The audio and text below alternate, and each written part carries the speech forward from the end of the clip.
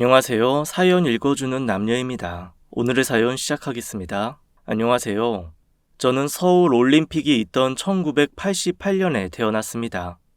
한국은 올림픽으로 떠들썩했고 온 국민은 희망으로 가득했던 그 해, 2.0kg의 미숙아로 태어난 저를 본 아버지는 서울의 서자와 88 올림픽 마스코트 호돌이의 호자를 따서 서호라고 지었다더군요. 희망차게 도약하라는 뜻으로 말입니다. 그 덕분에 저는 병치레 한 번 없이 잘 자랐고, 제가 태어난 이후 아버지의 사업은 작지만 탄탄한 중소기업으로 커져갔습니다. 아버지는 엄격하신 분이었지만 가끔은 엄마의 따뜻함까지 갖춘 분이었죠. 사실 저는 태어날 때부터 엄마가 안 계셨거든요. 제가 태어나고 얼마 안 돼서 사고로 돌아가셨답니다. 네 엄마는 그레이스 켈리를 닮았어. 우아하고 아름다운 사람이었지. 그레이스 켈리는 모나코 왕비까지 되었다는 헐리우드 여배우였는데 엄마를 기억하는 아빠의 눈빛은 아직도 엄마를 사랑하고 있는 것 같았습니다. 아빠는 엄마의 목까지 절 사랑해 주셨고 비록 엄마는 안 계셨지만 저는 부족함 없이 자랄 수 있었습니다. 그날 그 사실을 알기 전까지만 해도요. 강서호, 이번에도 전교 1등이네. 성적표를 받아들고 저는 아버지의 모습이 상상이 돼서 신이 났습니다. 아버지가 엊그제 출장만 안 가셨어도 아버지 회사로 뛰어갔을 텐데 아쉽게도 대신에 아이들과 축하 파티를 했습니다. 야, 내가 떡볶이 쏜다. 서우, 넌 공부도 잘하는데 인성도 좋고 야, 친하게 지내자. 그러게 말이야. 우리 엄마가 서우 옆에 딱 붙어 있으래. 어차피 난 공부해서 대학 가기는 힘들 것 같으니까 나중에 의리 있는 서우가 챙겨줄 거라고. 야, 이 자식 좋단다. 하여튼 해맑아요. 아이들과 떡볶이 집에서 신나게 떠들고 다시 노래방까지 가서 목이 터져라 노래를 불렀습니다. 그때까지만 해도 제 인생은 그저 이렇게 신나고 즐겁기만 할 줄 알았어요. 그런데 아파트 엘리베이터에서 내리는 순간 저는 웅성웅성 모여있는 사람들을 발견했지요. 저희 집 대문 앞에 있던 사람들은 저를 보자마자 달려들었습니다. 그래, 네가 강 사장 아들이구나. 야, 네 아버지 어디 갔어? 너는 알 거 아니야. 얼른 말해. 여러 사람들이 절 잡아먹듯 아버지의 위치를 추궁했고 저는 이틀 전 출장을 가신다는 이야기만 들었다고 겁에 질려 이야기를 했죠. 거짓말 마. 너라면 끔찍한 네 아버지가 너한테 말도 없이 도망을 갔다고? 당장 어디 있는지 말하지 못해? 너도 거짓말하면 네 아버지랑 공범되는 거야. 우리도 네 아버지랑 한두 해 거래한 것도 아니고 기다릴 만큼 기다렸다고. 그런데 이렇게 숨어버리는 건 기다려준 사람들에 대한 예의가 아니지. 야, 두말할 거 없어.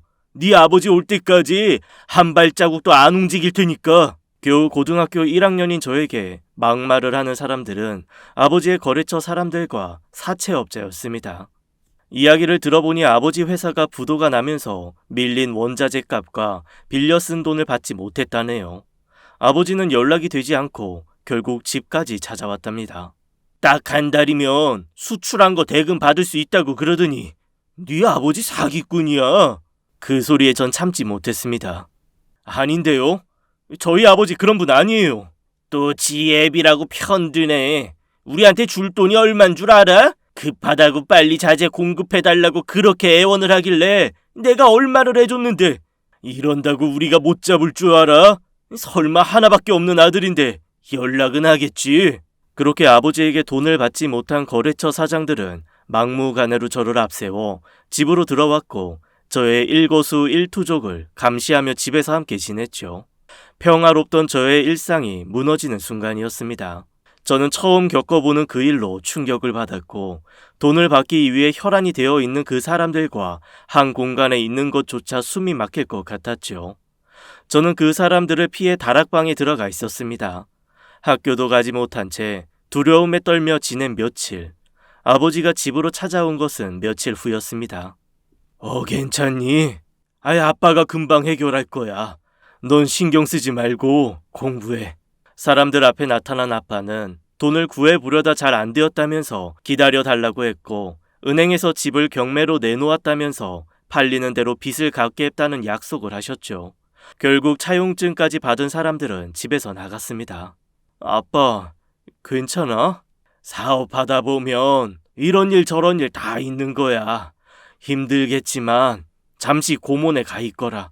학교는 일단 그쪽으로 진학하고 집 정리되는 대로 데리러 갈게. 고모? 저는 그날 아빠에게 고모가 있다는 사실도 처음 알았습니다. 아빠는 이상하게 사업적으로 만나는 사람들 외에는 주변에 친인척이 아무도 없었고 심지어 이야기를 들어본 적도 없었습니다. 초등학교 때 자신의 가족을 그려오라는 숙제가 있었는데 저는 저와 아버지, 달랑 이렇게 둘만 그려갔거든요. 아빠, 우리는 할머니, 할아버지도 없어? 돌아가셨어. 그럼 이모는, 고모는, 삼촌은, 애들은 다 있던데? 없어. 우리 가족은 너와 나, 그리고 돌아가신 엄마 이렇게 셋이요. 이렇게 말씀하시던 아버지인데 갑자기 고모네 집이라니요. 그냥 가서 몇 달만 지내. 아빠가 해결되는 대로 데리러 갈게. 오래 걸리지 않을 거야. 싫어요. 저 그냥 아빠랑 있을래요. 알지도 못하는 고모 집에 가는 것도 싫었지만 아빠 곁에 저라도 남아 있어야 하는 게 아닌가 싶더군요. 하지만 며칠 후 집에는 가압류 딱지가 붙었고 집은 경매 처분에 들어가 낯선 사람들이 드나들었습니다. 학교까지 찾아오는 채무자들을 피해 저는 결국 속초에 계시다는 고모한테 가게 되었죠. 저 강소호입니다. 그래, 너구나. 당분간 서로 불편하겠지만 그냥 참으며 지내자. 태어난 지 16년 만에 만난 고모는 제가 못마땅한지 눈도 마주치지 않았고 말투도 매우 차가웠습니다. 고모에게는 시집간 후 출산을 위해 집에 온 딸이 있었는데 그나마 그 누나는 제가 안쓰러웠는지 챙겨주려 애를 썼죠. 너 공부 잘한다면서? 어쩌니? 밤낮 없이 아기가 울어서 공부하기 힘들 텐데. 하긴 너 우는 통에 난 잠을 못 자서 학교에 지각한 적이 한두 번이 아니었어. 절 보셨어요? 그럼 너 태어나자마자 삼촌이 우리 집에서 1년 정도 계셨어. 어찌나 울음소리가 크던지 넌 기억 못하겠다. 처음 알았습니다.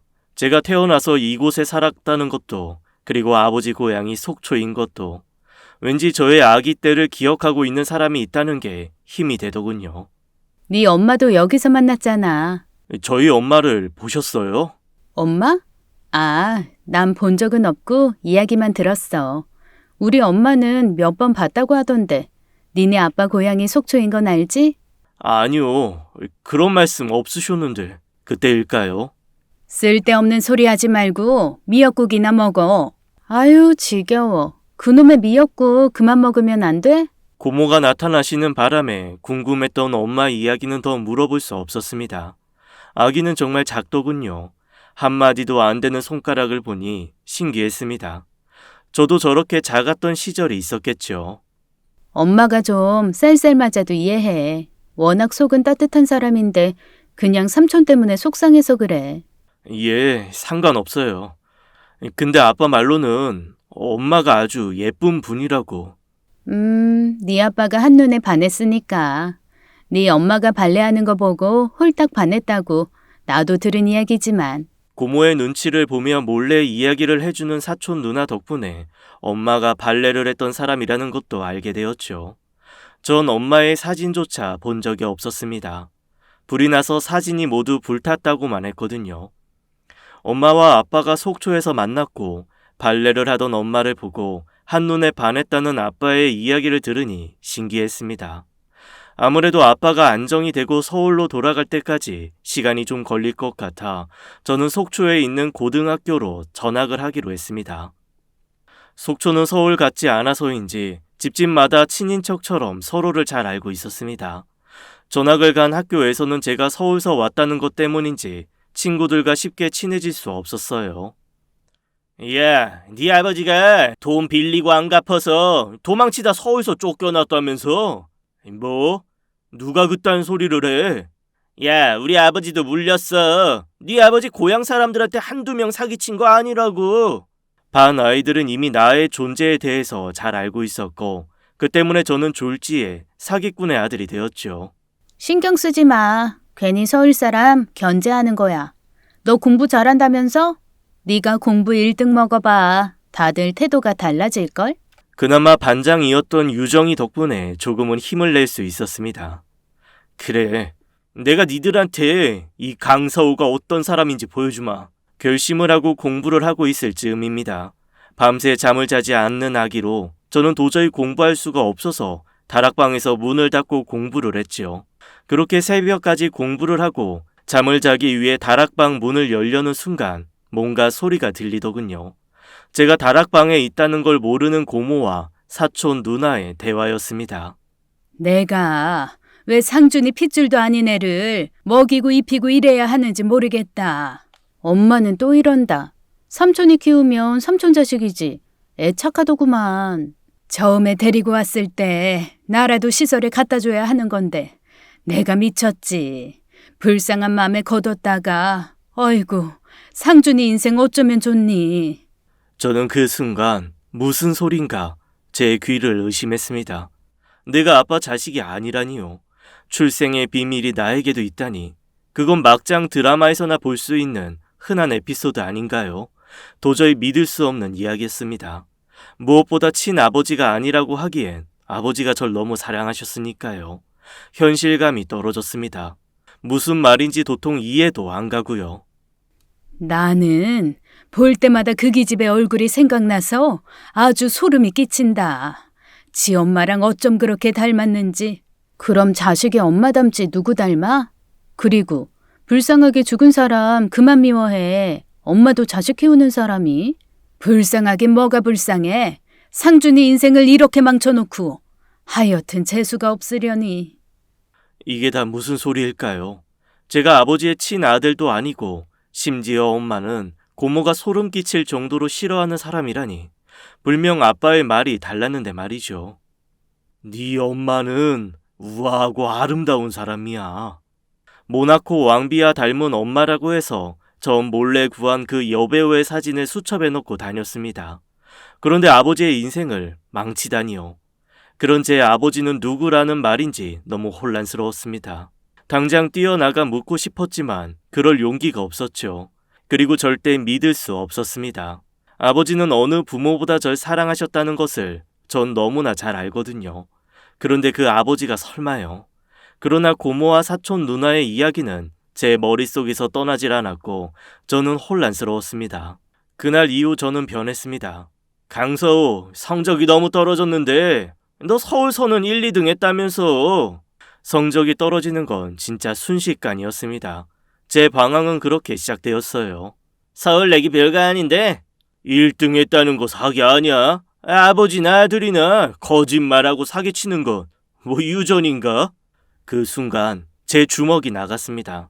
한 번도 남에게 주먹을 휘두른 적도 없었는데 그런 저 자신에게 놀랐습니다. 상대 아이는 코뼈가 부러졌다면서 저를 고소했고 결국 저는 학교에서 정학 처분을 받을 위기에 봉착하였죠. 그 소식을 들은 아버지는 속초로 내려왔습니다. 그동안 찜질방을 전전하며 사업을 다시 되살릴 기반을 찾는 중이었다는 아버지는 아주 화가 많이 나신 상태였어요. 서호야, 너 이거밖에 안 되는 놈이야? 공부는 그렇다고 치고 한 번도 사고 친 적 없는 놈이 어디서 주먹질이야? 내가 널 그렇게 가르친 거냐? 태어나서 아빠가 그렇게 화를 내는 모습을 처음 보았습니다. 바늘 도둑이 소도둑 된다고. 사람을 한 번 치면 2번 치는 거고 그러다 잘못하면 큰일 난다고. 당장 가서 사과해.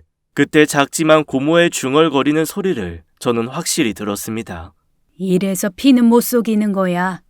너무 작아서 다른 사람은 못 들었을지 모르지만 저는 확실히 들었으니까요. 그리고 고모의 그 이야기는 내내 제 머릿속을 떠나지 않았습니다. 거부하고 싶었지만 갈수록 점점 더 비밀을 쌓여만 갔죠. 이거 아버지가 남기신 땅이다. 너한테 한 푼도 주지 말라고 하시고 떠나셨지만 너 이러고 사는 거 아시면 마음 달라지셨을 거야. 당장 그거 팔아서 다시 시작해. 그리고 지금이라도 저 아이 돌려줘. 언제까지 제가 모를 거라고 생각하는데 머리 검은 짐승 거두는 거 아니라고. 나중에 절대 좋은 소리 못 듣는다. 그날 다락방에 누워 책을 보고 있는 저는 또 다른 이야기를 듣게 되었고 내가 다락방에 있을 거라 상상도 하지 못한 어른들의 이야기는 절 점점 수렁으로 빠뜨렸습니다. 그날 저녁 아빠는 저와 함께 맞은 아이의 부모에게 사과를 했고 합의금을 주고 합의하는 조건으로 정학 처분을 면하게 되었습니다. 사람이 실수할 수도 있어. 그보다 중요한 건 실수를 인정하고 반드시 사과를 해야 그게 사내야. 그렇게 아버지와 저는 다시 서울로 올라왔죠. 할아버지가 남긴 땅을 판 아빠는 빚을 갚았고 저와 함께 살 작은 빌라를 얻었습니다. 전과 다름없이 저에게 부족함 없이 해주시려고 노력하셨지만 저는 예전같이 아버지를 대하기가 어려웠습니다. 모든 게 제자리로 돌아오면 저도 제 자리로 올 거라 생각했던 아빠지만 풀리지 않는 비밀을 한가득 가진 저는 아빠의 기대에 부응하지 못하고 결국 대학에 떨어지고 말았습니다. 그러던 어느 날입니다. 제 아버지를 알고 싶어요. 그 소리를 뱉기까지 시간이 걸렸지만 결국 전 이대로 살 수 없었습니다. 아빠는 크게 놀라지는 않으시더군요. 아마도 언젠가는 알 거라 생각했던 모양입니다. 네 아버지는 난데 뭘 알고 싶어? 아니요. 저 낳은 아버지요. 돌아가셨다. 그런데 왜 아버지 이야기를 안 하셨어요? 그분은 널 낳아만 주셨지. 네 아버지는 나니까. 그럼 저를 왜 키우셨는데요? 아빠 자식도 아닌데. 넌 내 자식이야. 쓸데없는 이야기하지 말고 머리나 자르고 와. 내일 새벽같이 떠나야 하는데. 저도 알아야 할 자격이 있잖아요. 이 상태로 군대에 가면 못 버티고 탈영이라도 할 것 같다고요. 제발 좀 알려주세요. 뭐가 뭔지. 아빠는 속초에서 태어나 모범생으로 컸답니다. 아빠가 엄마를 처음 만난 건 고등학교 2학년 축제 때였다고 하네요. 친구를 따라 여고 축제에 구경을 간 아빠는 축제에서 발레를 하던 엄마를 보고 첫눈에 반했답니다. 마치 천사같이 흰옷을 입고 춤을 추는 엄마의 모습에 입을 못 다물었고 그날부터 공부를 할 수 없을 정도로 엄마의 모습이 아른거렸던 거죠. 그 이후 아빠는 먼발치에서 엄마를 보기 위해 매일 학교 시간이면 엄마가 다니는 여고에서 엄마가 춤추는 모습을 보았고 그런 엄마에게 수줍게 편지를 전해주며 자신의 마음을 표현했답니다.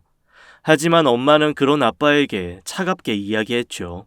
이럴 시간 있으면 공부를 해요. 대학 합격한 다음에 그때 정식으로 만나던가. 그 말에 아버지는 열심히 공부를 했고 드디어 원하는 대학에 합격한 후 엄마를 찾아갔답니다. 하지만 엄마는 이미 서울로 떠난 후였고 아빠는 그렇게 엄마를 그리워하며 찾았지만 끝내 만나지 못했다더군요. 그리고 대학을 졸업한 아빠는 군대에 다녀와 서울의 대기업에 취업을 했고 할아버지와 할머니는 아빠에게 좋은 집안의 여자들과 선자리를 소개하며 결혼시킬 준비를 했던 거죠. 선자리에 나갔던 아빠는 우연히 엄마를 만났답니다.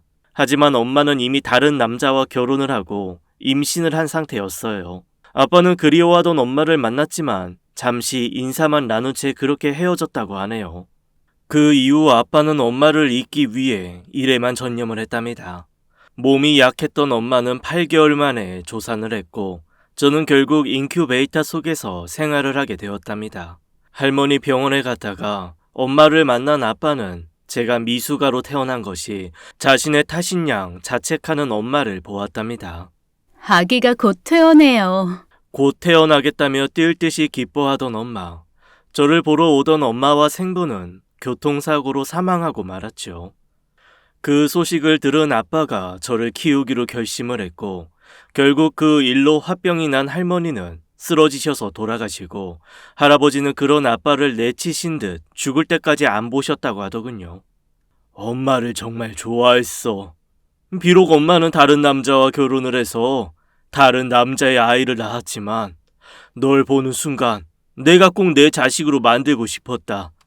너의 엄마에게 전하지 못한 사랑을 너에게 모두 주고 싶었고 나는 널 키우는 내내 얼마나 행복했는지 몰라. 사람이 얼마나 사람을 사랑하면 저럴 수 있을까 이해가 가지 않았지만 잠시나마 아빠가 나를 낳지 않았다는 것 때문에 바보같이 방황했던 제가 너무 부끄러웠습니다. 어쩜 전 친부모의 죽음으로 보육원으로 고아원으로 전전할 뻔했지만 아빠는 절 기꺼이 받아주셨고 부족하지 않게 키워주셨습니다. 저는 그날 아빠와 함께 엄마의 납골 땅에 갔고 그곳에서 처음으로 엄마에게 인사를 했습니다. 그동안 왜 엄마의 납골 땅조차 알려주지 않았던 건지는 나중에 알게 되었습니다. 그러면 저의 친부는 어디에 계시나요? 친부는 가족묘가 따로 있어서 부모님들이 데리고 가셨어. 저는 더 이상 묻지 않았습니다. 아버지에게 신뢰가 될 것 같았죠. 친부 가족에겐 제가 그리 환영받는 인물이 아니었나 봅니다. 저는 그렇게 입대를 했습니다. 군 복무 기간 중 열심히 공부를 했고 드디어 대학 시험에도 합격을 했습니다. 누구보다 기뻐하던 아버지는 면회 오시던 날 내무반 전체에 통닭을 돌리셨고 저는 그런 아버지 덕분에 어깨가 으쓱해졌죠. 느끼셨나요? 제가 아빠를 이제 아버지라고 부르는 걸. 군에 오니 저절로 호칭이 바뀌더군요. 어른이 되었나 봅니다. 그렇게 저는 군을 보람있게 보내고 전역을 했습니다. 우리 아들, 오늘 아빠가 소갈비 쏜다. 아버지의 사업은 다행히 회복이 많이 되었답니다. 빚쟁이들에게도 거래업체에서도 아버지는 신용을 회복하고 열심히 갚고 계시다고 했죠. 전역하는 날 저와 아버지는 처음으로 코가 삐뚤어지게 술을 마셨고 술에 취한 아버지는 노래를 부르셨습니다. 아버지가 약주만 드시면 부르는 노래 이문세의 그대와 영원히입니다. 50이 다 되어가는 아버지의 영원한 사랑은 여전히 엄마인가 봅니다. 저도 그런 사랑을 할 수 있을까요? 늦가기 대학생의 대학 생활이 시작되었습니다. 군대를 일찍 다녀왔지만 여학생들에 비하면 나이든 선배뻘이었죠. 게다가 아버지를 닮아서 무뚝뚝한 편이라 여대생들에게 인기가 있지도 않았고요. 그보다는 우리 경영학과의 40대의 골드미스 교수님이 계셨는데 자꾸 아버지 생각이 나더라고요. 언제까지 혼자 사시게 할 수는 없잖아요. 아버지, 우리 교수님 진짜 이쁜데 줄리아 로버츠 닮아서 시원시원하게 생기고 성격도 엄청 남자 같아요. 아버지같이 소심한 사람한테는 딱이야. 난 싫다.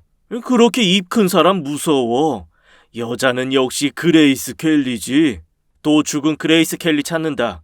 알고 보니 그 배우도 엄청 불행하게 죽었던데. 그 소리에 아버지의 표정이 살짝 어두워지는 것을 그때는 눈치채지 못했습니다. 너나 얼른 좋은 여자 만나. 그렇게 있다가 아버지랑 둘이 늙을래? 악담하지 마세요. 내가 아버지랑? 아유, 생각만 해도 냄새나.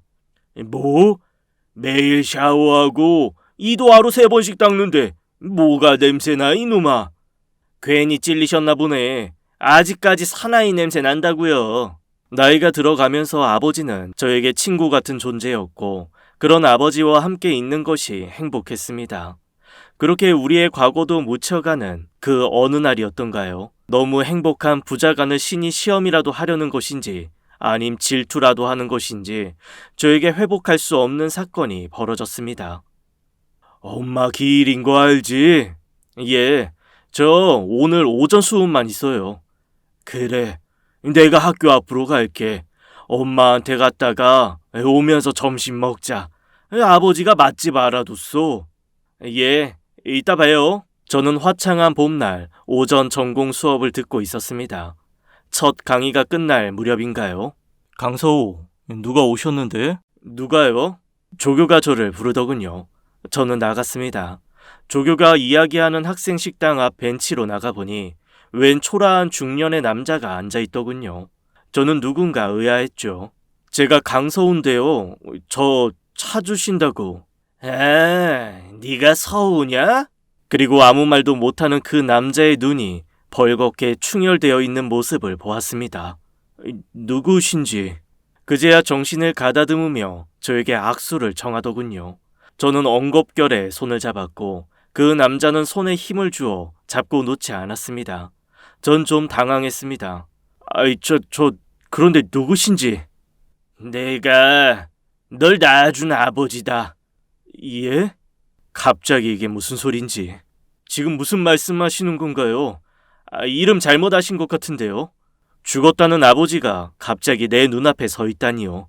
누가 또 장난을 치는 걸까 생각했습니다. 서우야, 내가 네 아버지라고. 저는 얼른 손을 놓고 정색을 했습니다. 뭔가 잘못 알고 오신 것 같은데요. 저희 아버지는 따로 계십니다. 1988년 5월 10일 오후 3시 반 2.0km로 서울 연희 산부인과에서 태어났어. 엄마 오유라, 아빠 김용식. 미안하다, 늦게 와서. 제 모든 출생 이력을 꿰뚫고 있었습니다. 심지어 아버지도 모르는 태어난 시간부터 제 태어날 때 체중까지 저는 손발이 떨렸고 어떻게 반응을 해야 할지 몰랐습니다. 그때 갑자기 제 앞에 무릎을 꿇는 그 남자. 용서해라, 이 못난 애비를. 저는 얼른 일으켜 세웠죠. 이러지 마세요. 그리고 저에 대해 어떻게 상세히 아시는지 모르겠지만 솔직히 저희 친부는 돌아가셨고 저는 지금 진짜 아버지가 계십니다. 내가 죽었다고? 그렇게 말을 했겠지. 그때부터 나의 친부라고 이야기하는 남자가 들려준 사연은 너무 기가 막혔습니다.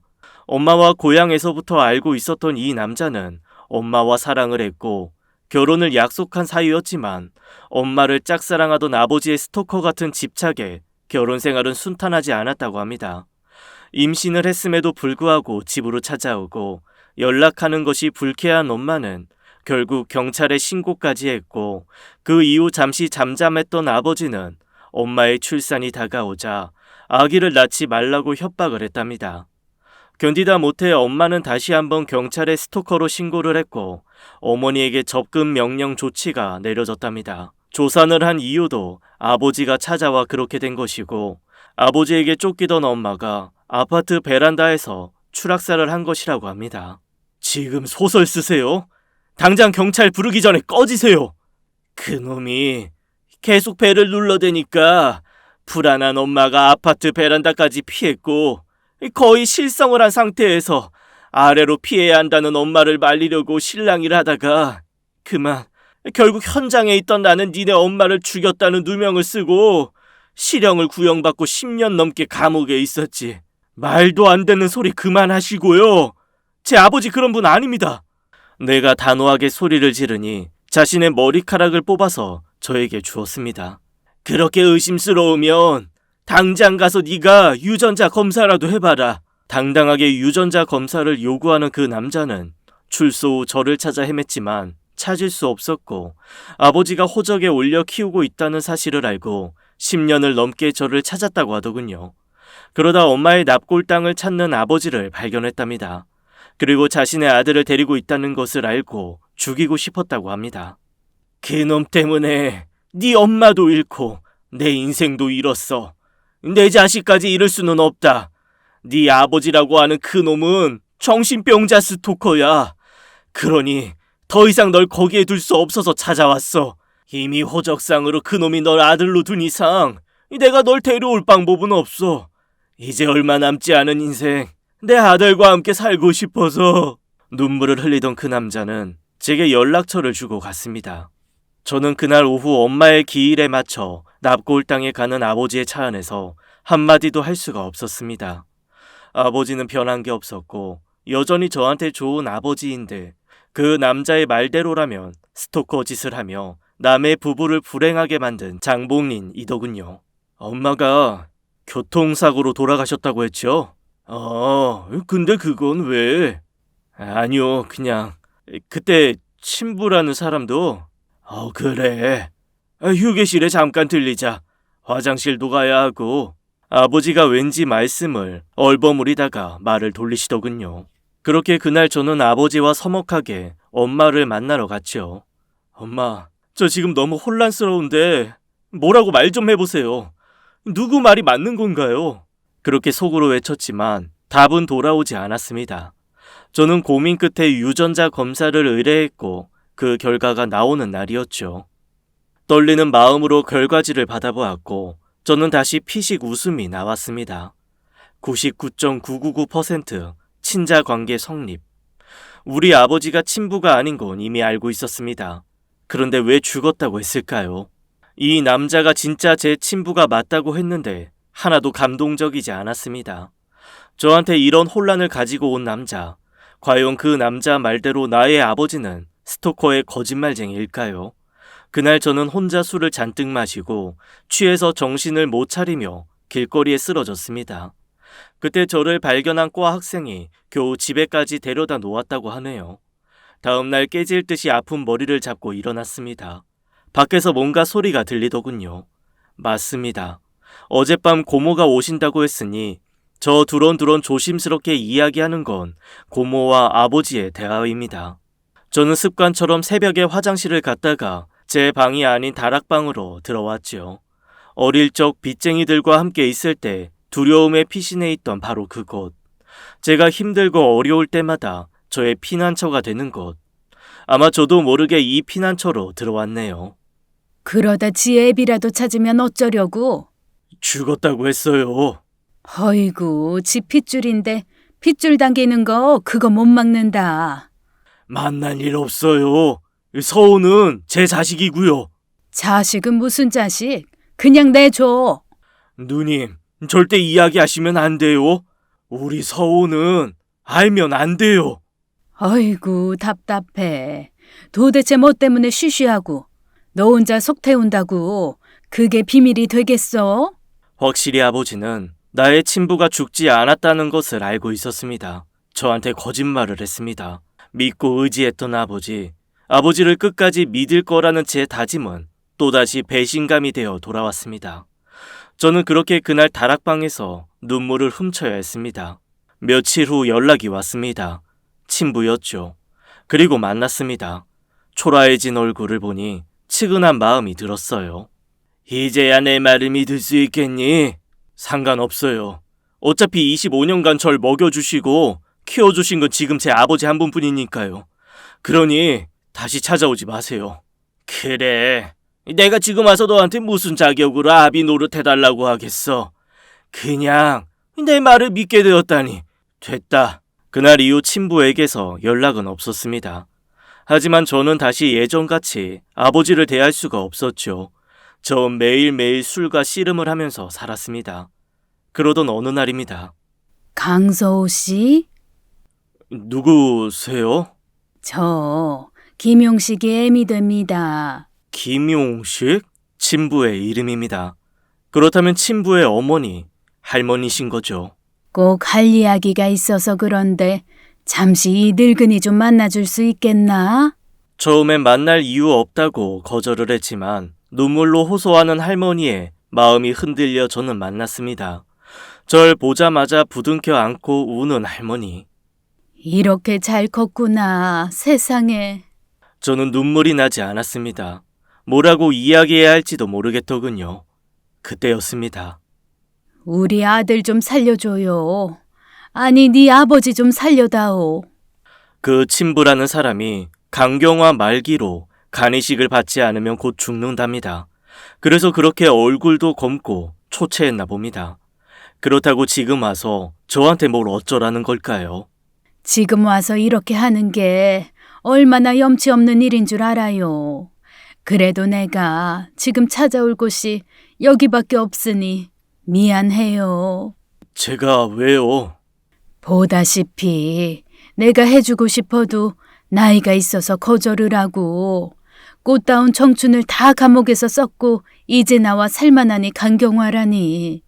장기 이식은 아직도 멀었고 내가 그래서. 진짜 해도 너무합니다. 나한테 왜 이러는 건지. 아버지 노릇해달라고 이야기한 것도 아니고 그냥 조용히 서로 살길 바랬건만. 그쪽은 젊으니 간재생도 금방 된다고 하네요. 부탁해요. 제발 한번 병원 가서 검사라도 받아봐줘요. 불쌍한 내 아들 한 번만 살려주세요. 아니요, 싫습니다. 저는 더 이상 엮이고 싶지 않아요. 이제 와서 너무 뻔뻔한 거 아닌가요? 저는 그 자리를 박차고 나왔습니다. 남들이 보면 노인을 상대로 참 버르장머리 없는 젊은이라고 욕할 수도 있겠지만 더 듣고 있다가는 제 마음이 흔들릴 것 같더라고요. 그리고 밤새 술을 마셨습니다. 모든 게 다 정리되었다고 생각했는데 왜 이렇게 자꾸 힘이 들고 일이 꼬여가는지 알 수가 없었거든요. 왜 나한테만 이러는 건지. 그날 밤 저는 만취가 되어 집으로 돌아왔고 아버지는 그런 저를 보고 안타까운 듯 꿀물을 타오셨습니다. 왜 이렇게 견디지도 못할 술을 마셔? 요즘 왜 이래 너답지 않게? 무슨 일이 있냐? 그 사람 곧 죽는데요, 아버지. 널 찾아왔더냐? 그 사람이? 어떡하면 좋아요, 아버지. 섭섭하시겠지만 그래서 말씀 안 드리려 했지만 솔직히 죽은 줄 알았던 아버지가 살아있다고 해서 저 내심 좋았습니다. 그런데 또 죽는다고 미칠 것 같아요. 아버지는 말없이 제 등을 쓰다듬어 내리셨습니다. 저 어떻게 하는 게 맞아요?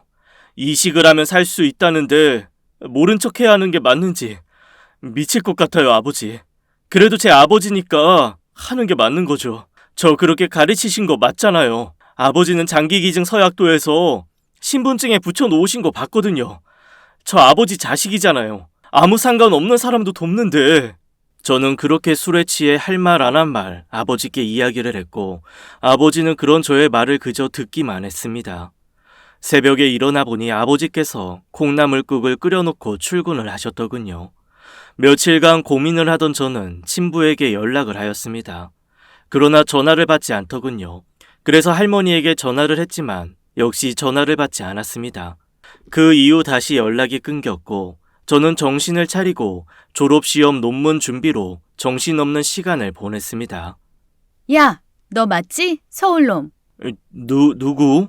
나 속초고등학교 반장. 그래 너.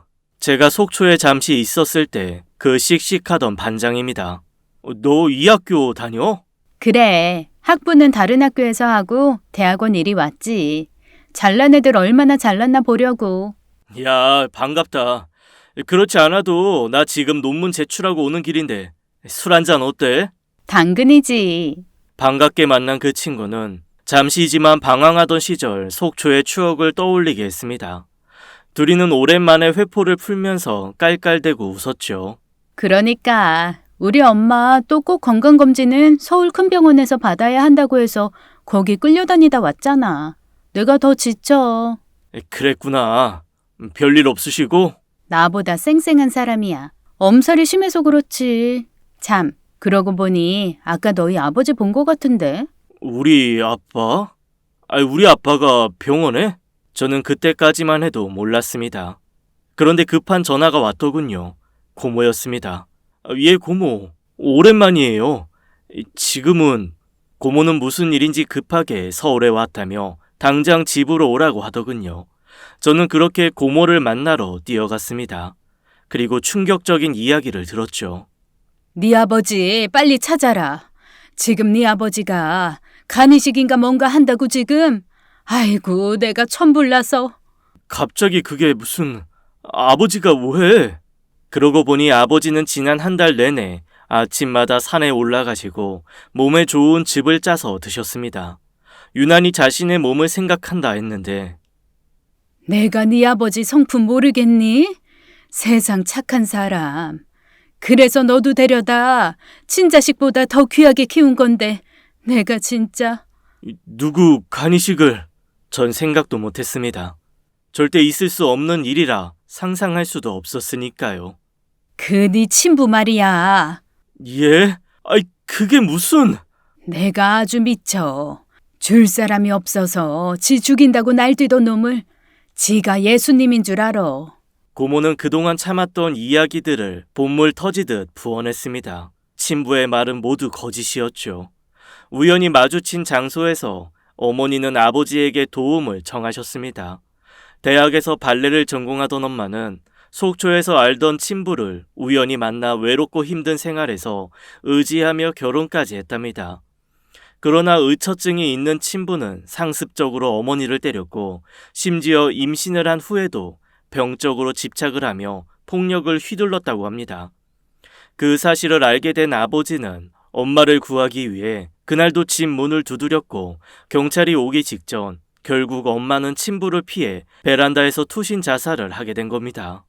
폭력이 인정이 되고 살인죄가 적용이 되면서 친부는 감옥에 가게 된 거죠. 병원에 있던 아이를 친부는 포기했고 친모 쪽도 포기하자 고아원에 갈 위기에 있던 터에 그 아이를 호적에 올리고 키우기 시작한 것이 바로 아버지입니다. 그런 아버지는 혹시라도 그런 험악한 일을 저지를 것을 내가 알게 되면 충격이 클 것 같아 그냥 교통사고로 위장을 한 거죠. 부모에 대한 트라우마가 있을 것을 걱정한 아버지의 배려였습니다. 그리고 그날 술을 마시고 아버지에게 친부의 간 이식 이야기를 하며 괴로워하는 저를 보며 친부를 만나러 간 아버지는 우리 아들 몸에 손 하나라도 대면 내가 당신들 죽인다. 그리고는 결국 본인이 대신 이식을 결심했고 대신 저에겐 연락을 영원히 안 하는 것으로 약속을 받았답니다. 그래서 한 달 전부터 연락이 끊긴 거죠. 네 아버지 어쩔 거야. 너 하나만 보고 살던 사람. 결국 저런 살인자한테 간까지 내주고 나는 그거 못 본다. 얼른 찾아내 내 동생. 찾아내. 저는 그때부터 병원마다 연락을 해서 간이식 수술하는 곳을 찾았고 동기의 도움으로 결국 찾아냈습니다. 그리고 대기 중인 아버지를 만났습니다. 저는 아버지의 모습을 보는 순간 눈물이 왈칵 쏟아졌죠. 아버지, 진짜 왜 이러세요? 저 어떻게 살라고 이러세요? 뭘 어떻게 살아? 너는 그냥 아버지 아들로 살면 되지. 뭐하러 아버지 간을 저 인간한테 주겠다고 이러세요? 이건 아니에요, 아버지. 제발.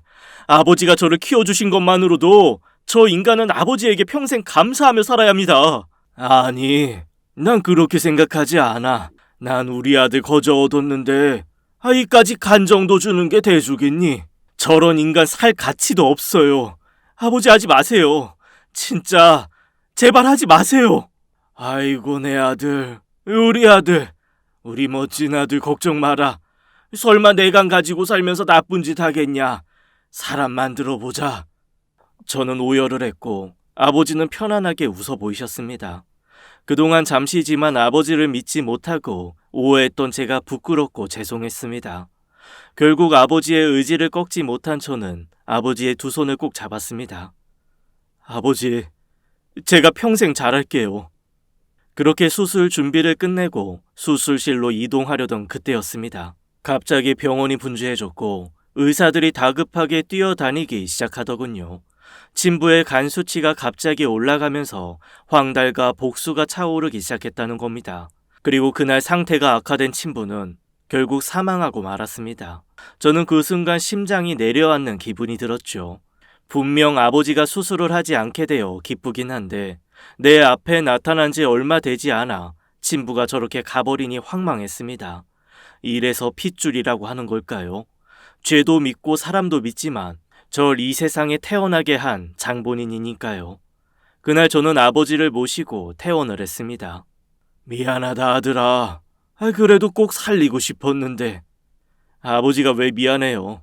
진짜 아버지 저를 왜 이렇게 부끄럽게 하시냐고요. 나 분명히 평생 나한테 잘한다고 했지. 그 약속 유효한 거냐? 그럼요. 아버지 정말 감사합니다. 자식, 사나이의 길이 약속한 거다. 그러니 이제 날 위해 울지 말고 불쌍하게 살다간 네 부모님들을 위해 울어. 우리 아버지는 그런 분입니다. 세상엔 악한 사람도 많고 그 악을 또 갚으려는 사람도 많지만 무조건적인 사랑을 주는 아버지를 보면서 저는 아버지와 꼭 닮은 사람이 되고 싶습니다. 3년이 지난 지금 저는 속초 반장이었던 유정이와 결혼을 했습니다. 바르고 씩씩한 유정이는 아버지와 쿵짝이 잘 맞았고 아들도 낳았습니다. 절 꼭 닮은 놈이죠. 우리 아버지요. 손주 보시고 그렇게 좋아하시더니 1년 전 엄마 만나고 오신 그날 밤 평생 그리워하던 어머니 곁으로 떠나셨습니다. 그날 저는 하늘이 무너지는 경험을 했고 아직까지도 아버지와 함께했던 시간들이 생각이 나서 한동안 아무것도 할 수가 없었죠. 아버지, 엄마 곁에 계시니 좋아요. 전 아버지 곁에 없어서 정말 힘든데 아버지, 보고 싶습니다. 오늘은 아버지가 돌아가신 지 1주기가 되는 날입니다. 어머니와 나란히 계신 아버지, 평생 저를 위해 살아온 우리 아버지가 너무 그립습니다. 저도 제 아들에게 우리 아버지 같은 부모가 될 수 있을까요? 오늘의 이야기였습니다. 감사합니다.